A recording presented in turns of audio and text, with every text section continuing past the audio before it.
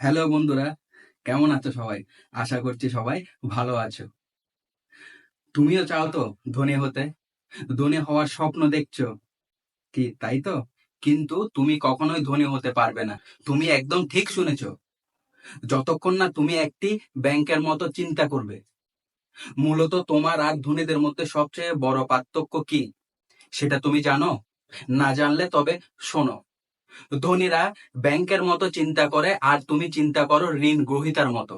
Bank টাকা ধরার পেছনে ছুটে না, তারা নিজেদের এমনভাবে অবস্থান করে যেন টাকার উপর তাদের নিয়ন্ত্রণ থাকে।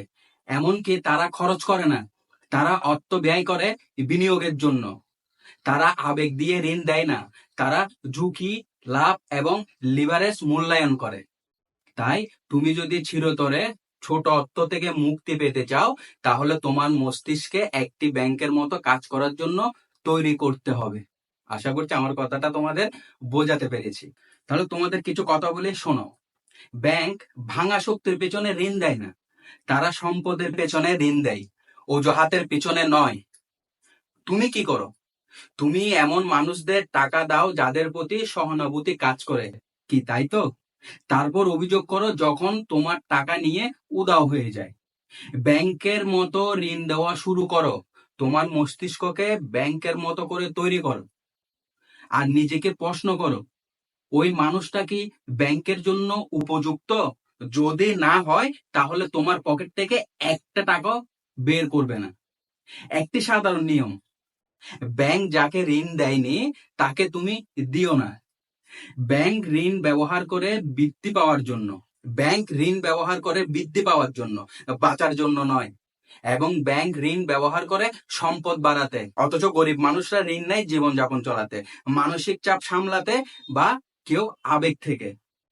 ঋণ নেওয়ার আগে ভাবো, এটা কি আয় তৈরি করবে নাকি ভবিষ্যতে তোমার আয়ের গলাটা টিপে ধরবে?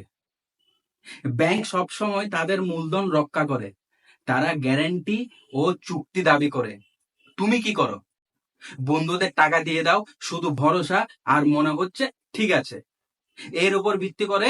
তাই তুমি আটকে আছো। ঠান্ডা হও, হিসেবে হও। টাকা একটি যন্ত্র, বন্ধু নয়। ব্যাংক সময়, ঝুঁকি এবং মূল্যের জন্য চার্জ করে। তারা শুধু ঋণ দেয় না, তারা আয়ও করে। আর তুমি মানুষকে এই নাও কিছু টাকা রাখো বলে ফ্রিতে দিয়ে দাও। এখন থেকে চার্জ করা শুরু করো। হ্যাঁ, তোমাকে বলছি, এখন থেকে চার্জ করা শুরু করো। তোমার সময়ের জন্য, তোমার জ্ঞানের জন্য, তোমার মূলধন বাড়ানোর জন্য। তুমি হারো বা জিতো, কিন্তু ব্যাংক সব সময় জিতে। যেমন তুমি ঋণ পরিশোধ না করলে তারা তোমার বাড়ি গাড়ি নিয়ে নেয়। তুমি সফল হলে তারা সুদ নিয়ে নেয়। আর তুমি মানুষকে জিততে সাহায্য করো, বিনিময়ে পাও শুধু আফসোস। তোমার চুক্তিগুলো এমন ভাবে তৈরি করো যাতে তুমি কখনো হেরে না যাও।